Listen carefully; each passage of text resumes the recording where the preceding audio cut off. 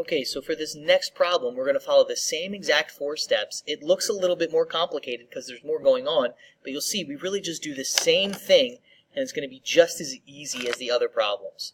Okay, so first thing we do is we remove everything from the right side and bring it over to the left. So that means I'm going to add 30 to cancel that out and subtract 11r to cancel that out.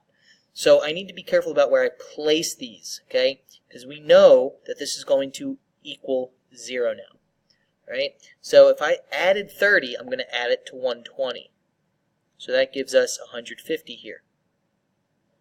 If I'm subtracting 11r, I want to do it from negative 44r. So that leaves us with negative 55r. And then we just bring down our 5r squared. So now we've got 5r squared minus 55r plus 150 equals 0. So we can start to factor now that it's set equal to 0. So to factor, the first thing we should do is take out the GCF, which is 5. What that leaves us with is r squared minus 11r plus 30 equals 0. Okay, to finish this up, we go to our diamond method.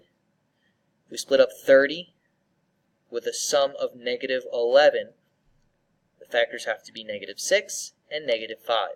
So again, since we got rid of our coefficient of r squared here, took it out as a GCF, and there's nothing left, that means that we've got our 3 factors. 5 from the outside still, r minus 6 from our diamond, and r minus 5 from our diamond. And that all equals 0. Okay? So now we factored, and we set each factor equal to 0. So we've got 3 of them. 5 equals 0, r minus 6 equals 0, and r minus 5 equals 0. Step 4, solve for x. So there's no x here. 5 does not equal 0, so that's out. R minus 6, well, in this case, we're solving for r, not x.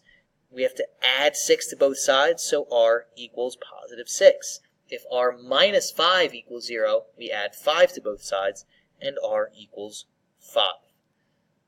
Okay, so we're following the same steps. It's no different than what we've been doing.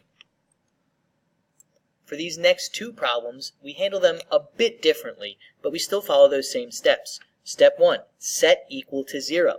So for this problem, I'm going to subtract 7x from both sides. What that leaves us with is x squared minus 12x equals 0. Then factor. The only way to factor this is with a GCF. So that gives us x times x minus 12 equals 0. Step 3, set each factor equal to 0. X equals 0, x minus 12 equals 0. And then step 4, solve for x. So x equals 0 or x equals 12. We don't do anything differently. In this next one, same thing. Step 1, set equal to 0. So that means we need to get rid of this 7 by subtracting it.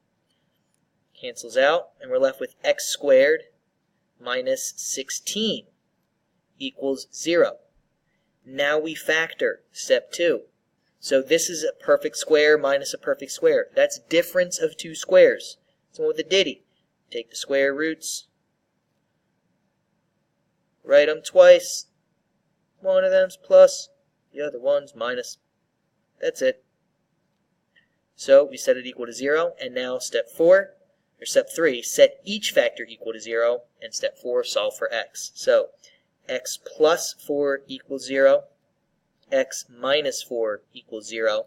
So that means x equals negative 4 or x equals 4. And we're all done. See how we just do factoring like normal, and we just apply those last few steps. Set equal to 0, solve for x. That's it.